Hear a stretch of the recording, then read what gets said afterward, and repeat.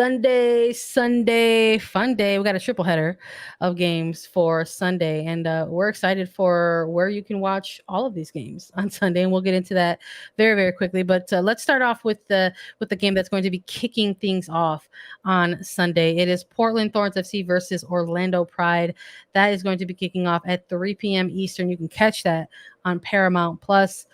Lisa, who do you got in this one and why? I have Portland winning this game. I have Portland too. Are we just moving on? Yeah, I mean, like, yeah, hate to be that way, but no, let's talk about it a little bit. Why are you going with Portland over the Pride in this one?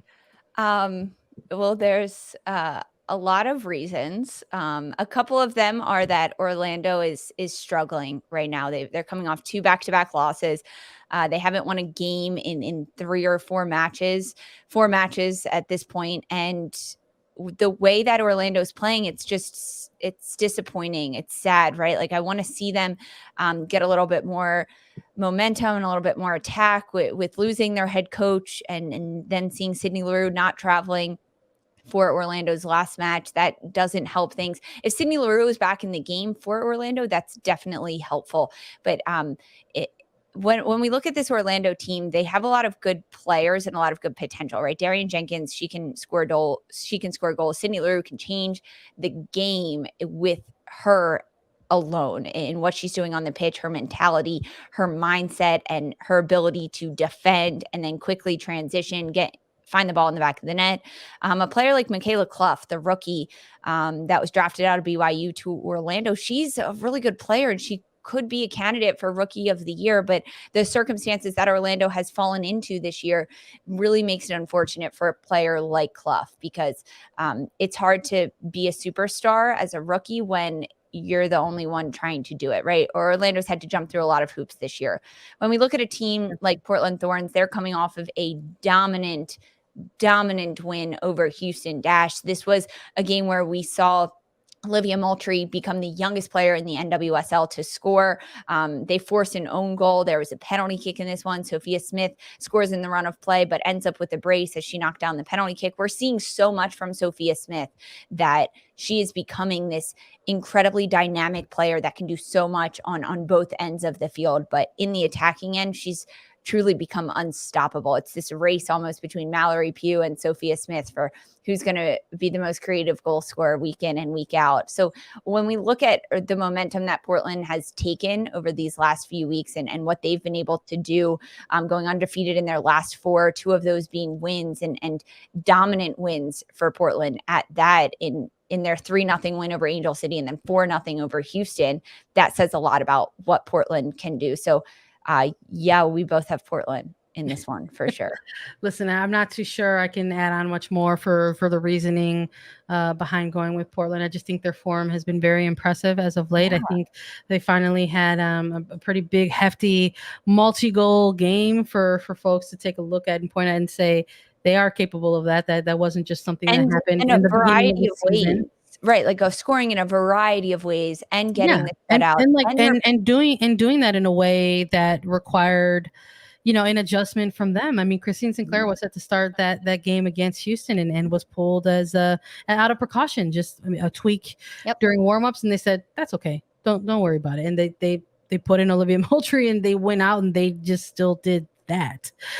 So and also without Megan Klingenberg, right? She didn't play in that game. Yeah, again, I like the depth of this team. I think it's something that the Thorns have been able to sort of pride themselves on in recent seasons, that they have a massive bench that they could look to and sort of see players come in and have an impact. And I just, for all of the reasons that I think we're going with the Thorns are perhaps similar reasons why we're not choosing Orlando Pride as the pick to win or draw in this one. There's just some things that are going on, I think, off the pitch for the club that we saw happen very recently, and those we have seen that sometimes those things can kind of be a distraction. And I would hope that current players are able to find themselves at peace and be able to perform, but you just never know, really. And I'm a little curious again as to how the personnel that's going to be available for Orlando. You know, we have Sydney Leroux, who was unavailable for the Pride against that match against Chicago. We haven't seen Amy Turner, and that there's just a lot of curious things there, quite frankly. And I'm just kind of like, well, there's just not enough there to confidently say like, yes, I'm going to be going with Orlando Pride to as my pick to win this weekend. And unfortunately, that's the case here with this one. So we're both going with Thorns, but we will see, Lisa. We'll see if we have to come on back and say that we were correct in this one. But for the next game that's going to be taking place on Sunday, this one is going to be New Jersey, New York, Gotham FC versus San Diego Wave FC. And we're hyped about this one because sure, you can find it on Paramount Plus, but you know where else you can find it? You can find it on CBS. And you can watch it beginning at 4 p.m. Eastern. Lisa, when we're looking at these two teams, do you have a winner in this one and why? So I do have a winner. And a lot of the factors are coming into play that are off the pitch factors in this match, because I don't have a lot of confidence in Gotham. I'm going to be very honest. I don't. In what they haven't been able to do and put together on the pitch, their attacking presence is not there. Their expected goals every game is incredibly low, which means they're playing much more defensive this year in the NWSL, whether it's due to personnel, their ability to get into the attack. But with that being said, they have 5 goals for, 6 goals against. So their defensive efforts are working with only 6 goals against. They're tied for the least in the league at this point, because they really haven't given up that many goals. However, they also haven't scored that many goals. So their offensive production is lacking because they are on their heels, the back end of the foot throughout the matches that they're playing. Now, as you mentioned, this game is on big CBS. It is at home for Gotham at Red Bull Arena. Margaret Purce just got called up to the women's national team. Estelle Johnson just got called up to the Cameroon national team. There are emotions that are coming into play in this game. And that's why I said it's a lot to do with off the pitch. I think this could be a game that Gotham could win. Against a team like San Diego that is at the top of the standings. They are 3 games undefeated, or 3 games rather, where they haven't won, right? They're coming off of 3 draws in a row for San Diego. And for Gotham, we've seen them do, I'm going to say, remarkable things where they squeak out a win. And in a game like this, where Midge Purce just got called into the national team, and now she's looking to prove herself, and that was just announced, I think we could see a big game from her. I also think being at home and on big CBS, CBS is going to highlight that fashion show runway, whatever. And that's a confidence boost for these players, right? It is. It totally is. They get to dress up. They walk the red carpet. They come into the locker room, and then they're ready to go. They get their picture out there. They're on television. I think it's an ego boost for a team like Gotham, and that's what they need at this point. They need the chip on the shoulder thing wasn't working for Gotham. Now they need an ego boost. They need to think that they are hot crap walking into this game against San Diego, top of the standings. And I think that this could be the game that Gotham does it. So I am going to pick a winner, and it's going to be Gotham. I could be very wrong. Alex Morgan could get her 10th goal in 8 weeks of a regular season, and I'll come back on here and giggle, but I'm going to go with Gotham. Who do you have? Tell me I'm being silly. You know, I don't think you're being silly. I think that there's something about, maybe I'm speaking from personal experience of having to cover it up close, but I think there's something about kicking off your season or starting off your season, because it wasn't the opening game in which this game I'm referring to right now occurred, but you know, the last time these two teams played, Gotham was they had kicked off their regular season with a big win. Right. Mm-hmm. We had the same questions that we were asking of this team then as they exited early from the Challenge Cup. And then maybe people thought they got their answer. And it was like, oh, they opened up the regular season with a big 3-0 win over Orlando Pride. And then they rolled that into facing off against a new team that they hadn't seen yet this year and lost 4-0 to San Diego. Mm-hmm. So they didn't necessarily, they technically started off their season with a win, but then they also just followed that up with a huge loss. And I don't want to say that that's not a motivating factor. I think that alone is a motivating factor. And I was talking about maybe having covered it up close, because I remember when the Red Stars opened up their season with a 5-0 loss to Portland. And the next time they played that team, they said, we're not losing this game. Yeah. 5-0. It is a huge motivating factor. Being embarrassed on the pitch is a huge motivating factor for a professional athlete. So I have to imagine that Gotham FC has been waiting for the moment to go up against San Diego Wave once more. And I am hopeful that this is a game we're going to get to see a very highly competitive match. There's going to be a lot of people watching it. We have been taking note of the numbers that are coming in when there is an NWSL match on CBS. And this is going to be another one of those games. And you better believe that part of the coverage of the game is going to be a bunch of pregame lead up, talking about how the last time they met was a blowout. Alex Morgan is having a career season in NWSL. She's got a ton of goals. Look at these players that got called into the national team, including Taylor Cornett, et cetera, et cetera, et cetera.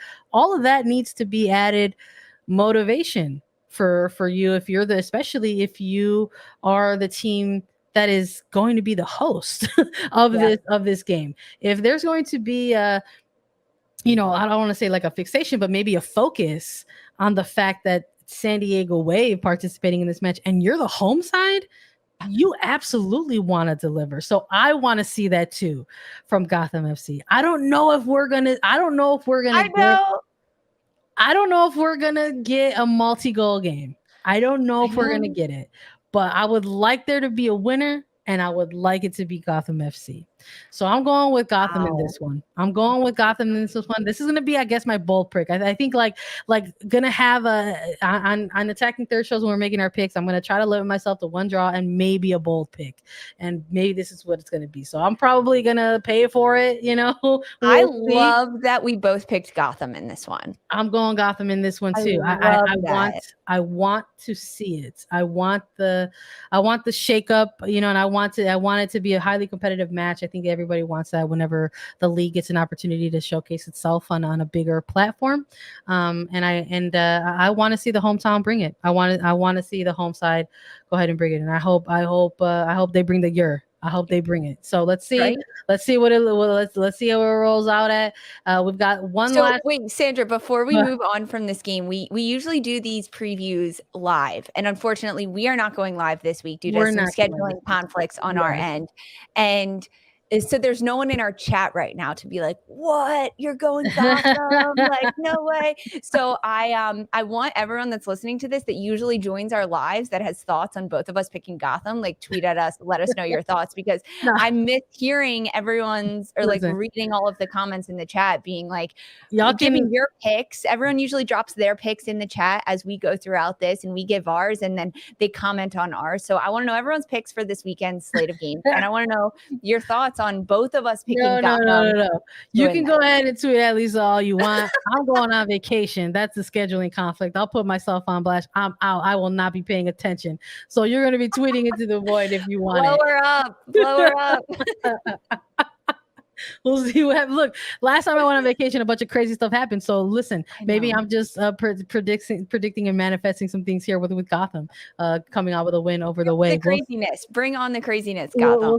We'll see what happens. Last one for Sunday, y'all. It's North Carolina Courage versus Houston Dash. These two teams getting another opportunity to face off against each other. In recent weeks, the last time these two teams faced off against each other wasn't too long ago, a couple weeks ago. And we had North Carolina walking away with a win against the Dash. So when we're looking at these two teams, it was a tie, 1-1 tie. Oh, I'm sorry. I'm thinking about the previous one. I'm thinking about the North Carolina's previous match. My bad, everybody. They walked away with a draw in this one. When we're looking at this next version of Carolina versus Houston, do you see a draw again, or do you have a winner in this one? You go first in this one. I have a winner, but you go first. I'm going Courage in this one. When I'm looking at these two teams, I think we're witnessing the turning of the tide for North Carolina. I think having a big piece back in somebody like Caroline is very important for this team. And it's funny to sort of frame it that way because she is technically a first-year player in the NWSL, first-year player for North Carolina. But her addition to this team has been has grown rapidly, I think. And then when having her out for those first few weeks of the season, really all of May, in the regular season for the Courage, I mean, it lacked some things for them in terms of creativity within the attack. And I think they found themselves struggling a little bit to sort of get through that month. But what we've been seeing from North Carolina is what I refer to as maybe the turn, like the tide is turning a little bit for them. And when we're looking at the opposition as they are getting ready to go ahead and host Houston and Carolina versus being on the road, I think there's a little bit of different things at play here. So I'm talking about Caroline coming back. I'm talking about maybe having a little bit of home field advantage. And I'm also talking about the fact that, somebody like Rachel Daly is missing for Houston. And we got to see immediately what Houston Dash looks like in her absence. And then you had this added component of Nichelle Prince and her absence. And there was a little bit of a struggle to sort of have any answers offensively for the Houston Dash. So I'm curious, again, we do these before the availability reports drops. I am curious as to the personnel who is going to be available for Sarah Loudon in Houston Dash as they prepare for North Carolina Courage, and what adjustments are made there. But with somebody who is building on her minutes with the Courage after being away for so long, somebody like Caroline, somebody like Diana Ordonez, who is obviously making her presence, felt more in the attack as well. For the Courage, you're giving one team that is opening up options, and you have another team that is having limited options. So just sort of weighing things back and forth between these two sides, and it pushed me more towards North Carolina Courage in this one. So that's why they're my pick. Yeah, I agree with you. North Carolina, they're my pick as well in this match. Houston's a bit hot and cold right now. With losing Daly, they had a huge triumphant win, and then she left. She's with England, preparing for the Euros. Most recently, Prince was out, Schmidt was out. I know that you just touched on the availability report, right? I want to know who's available for Sarah Loudon. That changes the game for Houston. But even so, with full strength, going against North Carolina's full strength with Dabinia, Carson Pickett, who also recently got a call up to the U.S. national team, Caroline for North Carolina. I think Brianna Pinto's also been contributing a lot in the attacking end for the Courage. That full strength against full strength, North Carolina takes the cake in this one. Even full strength for Houston against maybe not so full strength for North Carolina, I still see the Courage taking this one. I mean, 7 goals for the Courage scored in their last 3 games, and they only conceded 3 goals in that span of time. So they're 3 games undefeated, 2 back-to-back wins, scoring 3 goals in both of those wins, which is very dominant. And their attacking presence has been incredibly impressive to watch, with Casey Murphy getting more and more reps and minutes in goal for them. The cohesion from goalkeeper to front line has been there for North Carolina. We're seeing the team that won the Challenge Cup, right? They're getting back into the swing of things in this regular season. It did take some time for North Carolina, but they're back in it. So I agree. I see North Carolina coming out on top at home, Wake Med Soccer Park against Houston. The Courage will win this. I'm with you on that one. So we'll see how our picks roll out over the weekend and see how things go.